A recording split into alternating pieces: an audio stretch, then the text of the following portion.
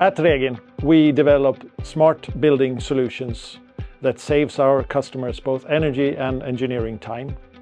Our solutions are delivered all over the world. To run projects across teams, we need transparency, structure, whether you're in the room or if you're remote. We simply couldn't use analog whiteboards anymore. There are always remote participants in our planning meetings, and they were completely left out.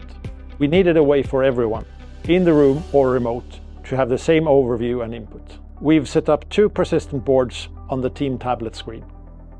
One for people and resources, where we visualize ongoing projects and decide on where we put our efforts based on priorities.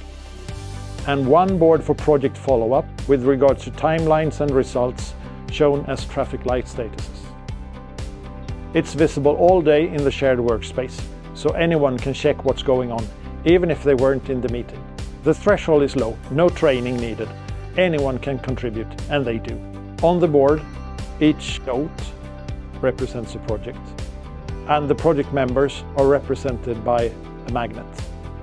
We use Miro and other tools for deep planning work, but for team-wide alignment, TeamTablet is better. The limited canvas keeps us focused. We use tools like Target Process in meetings for task handling, and I love to be able to drag tickets directly on the board in the future. It really is about shared understanding. Whether you're on-site or remote, everybody should have the same information.